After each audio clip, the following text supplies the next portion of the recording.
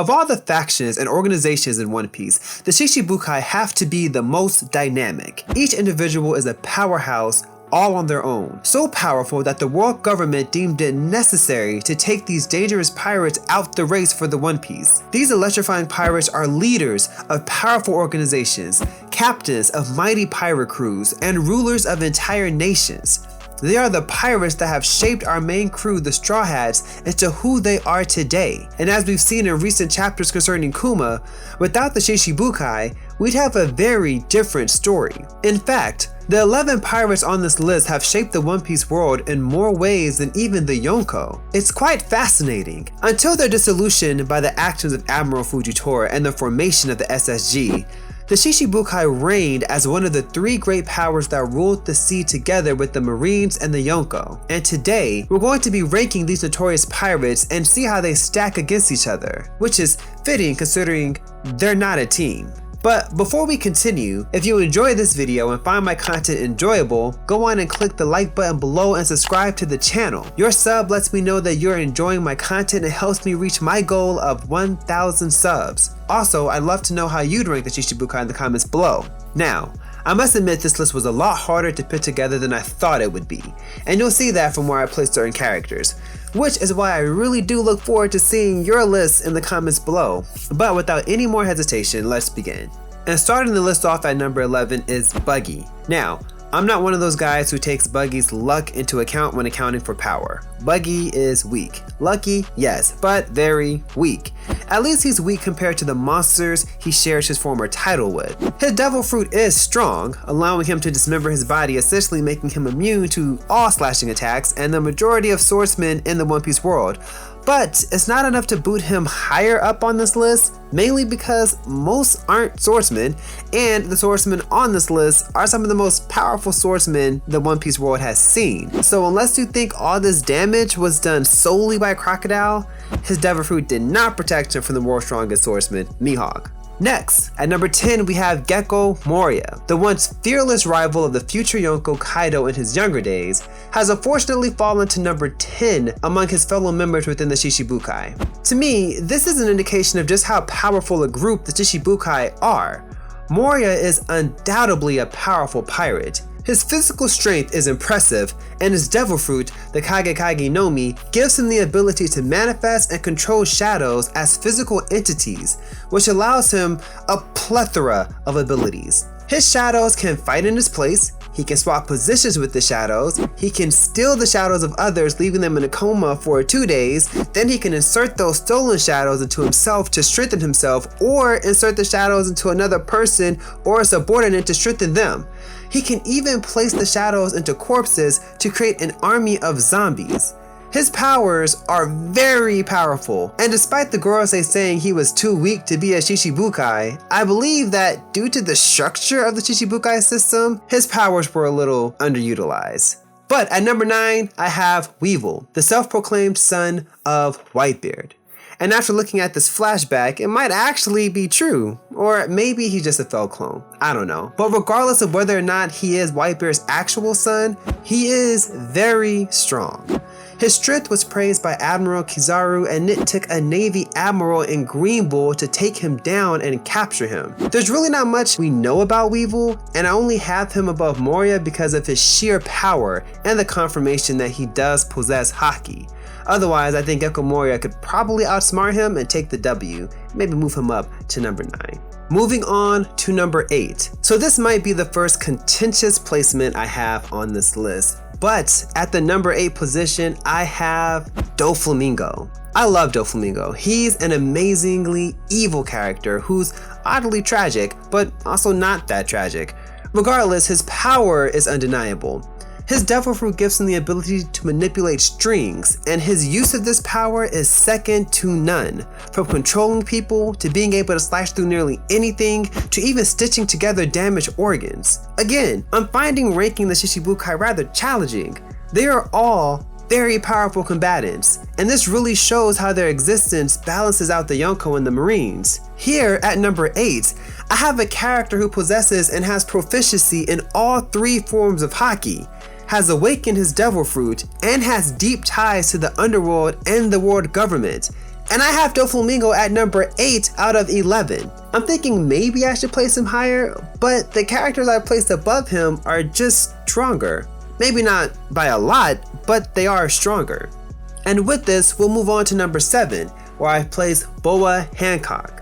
Like Doflamingo before her, Boa Hancock is part of a very small number of characters who possess all 3 forms of Haki. Though we've never seen her use Conqueror's Haki, she does use the other 2 forms to an exceptional degree. Her Devil Fruit is really where she shines though. The Mera no Mi is one of the most powerful Devil Fruits we've seen, especially in the hands of Boa. The ability of the Mera is simple. She can petrify anyone so long as they are attracted to her, which is nearly everyone in the series, as she is unmatched in beauty within the One Piece world. The only immunity from this ability is to have a Devil Fruit that nullifies other Devil Fruit abilities, like Blackbeard's Yami no Mi, block out your dirty thoughts, or you can just not be attracted to her. However, even if you can avoid the main powers of the Mera no Mi, Boa can still use her slave arrows to turn you into stone anyway, and when she strikes opponents with her powerful kicks, the area struck begins to turn to stone. Boa is very powerful, but perhaps not as powerful as our next Shichibukai. And at number 6, I have Crocodile. Crocodile has jumped tremendously in my list since Post Wano. He's received one of the highest bounties in the series because the government recognizes his cunning and power. First, his intelligence is immense. He was able to destabilize and nearly overtook the nation of Alabasta due to his connections with an ancient weapon. He ran the Baroque works of bounty hunters underneath the Marines' noses pretty much, then formulated a cross guild with Mihawk and kinda Buggy, and began placing bounties on Marines. Coupled with his intelligence is his power. While it hasn't been confirmed that Crocodile possesses Haki, it's hard to believe he doesn't. Even looking at this panel in chapter 1058, the dark strokes in his sand look like armament Haki, but I could be wrong. And speaking of his sand, Crocodile possesses an extremely powerful Devil Fruit, the Suna no Mi. This Logia goes beyond just the manipulation, generation, and transformation into sand, but the ability to manipulate moisture itself. Undoubtedly the most dangerous ability in his arsenal. Similar to Caesar's ability to remove the air around a target, Crocodile can absorb the moisture in any living or non-living object by simply touching it with his right hand. Then, add his mastery of sand manipulation and forming sandstorms, sand blades, and spears, he's deserving of his placement here. Next, at number 5, we have the Knight of the Sea and helmsman of the infamous Straw Hat Pirates, Jinbe. Jinbe is also another very powerful combatant, especially within the Straw Hats. As a fisherman, he possesses genetic superiority over most humans on both land and sea. And as a master of fisherman karate, he can manipulate water to amazing degrees. Jinbe also has amazing strength and durability, enough to take direct hits from both Akainu and Big Mom, 2 incredible feats that should not be overlooked. His Haki and willpower is next level, able to overpower Who's Haki with relative ease and even negate Big Mom's Devil Fruit ability by showing no fear in the face of a Yonko. While not indicative of overall strength, I do want to mention that Jinbe is like the perfect counter to Crocodile. His manipulation of water, even without Haki, would prove catastrophic for Crocodile, but when you stack his amazing strength and Haki on top of his ability to control water, well, I think Crocodile should leave Jinbe to another Shichibukai. Mihawk. And at number 4, I have Kuma. Kuma is a wonderfully tragic character, but recent chapters have revealed he's also, or was, one of the strongest fighters among the revolutionaries. As a descendant of the Buccaneers race, he has incredible physical strength, durability, and endurance. He regularly took on the pain of the villagers of the Sorbet Kingdom, which, to put into perspective, Zoro took on Luffy's pain and it did this to him. Kuma was doing this like every week. And this takes me to his Devil Fruit, the Pawpaw Fruit. The Pawpaw Fruit is one of the most powerful Devil Fruits we've seen, and all it does is repel things. But that simple power is immense. The paws on his hand can repel any attack aimed at him. He can compress the air and fire them like cannons. He can compress the air even more and just create bombs. And before, we thought it took some time for him to create these powerful explosions, but later chapters show that he can just do Ursa Shock whenever he wants. He can also repel pain, injury, and exhaustion from a target, immediately healing them, and then can give this pain to another target. Finally, he can just slap you away. No questions, no resistance, just gone. He completely dismantled the Straw Hats this way, though now we know it was for their good. And at number 3, we have Trafalgar D. Water Law. Law has grown into one of the most powerful characters in the series. His devil fruit, the Opi Opi no Mi, is without a doubt the most versatile fruit in the series, even more so than Luffy's Hito Hito no Mi Madonika, at least to me. You can let me know what you think in the comments, but I think his devil fruit is just a little bit more versatile than Luffy's. His devil fruit lets him do almost anything. He can teleport himself and others, dismember and reattach body parts, shoot your heart out, swap the personalities of others, and more. And this isn't his awakening. His awakening lets him make a smaller room around his weapons, giving them the ability to extend and phase through objects and follow it up with a massive shockwave. And our room places opponents in a specialized room with any effect Law deemed it to have. It's crazy. Plus, he has powerful Haki on top of it. He's just a monster. But not as much a monster as the final two, as both are on the level of the Yonko, and one defeated Law in combat already. Now, I actually didn't know where to place these two. I think they're equal in strength, and a fight between them would be an extremely difficult fight for either, regardless of where you would place them in first or second place. However, I feel the final differentiation between the two is drive. Because to reach the pinnacle, to reach the very top, takes unbelievable ambition. And that's where I believe Mihawk loses to Blackbeard. Dracula Mihawk has achieved something only 2 other characters have obtained, the title of Strongest. As the world's strongest swordsman in name and reality, Mihawk is undoubtedly one of the strongest characters in the One Piece world. There is no character who can stand up to face him and not take the fight with extreme caution.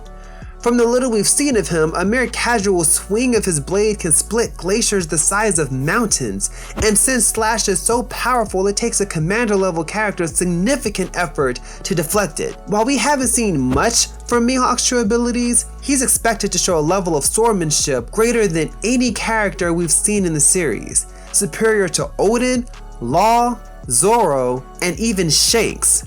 Now, I wanted Mihawk to top this list, but even Mihawk himself admitted that the race to Pirate King is an even tougher road than surpassing himself as the world's strongest swordsman, and to be Pirate King is Blackbeard's ambition.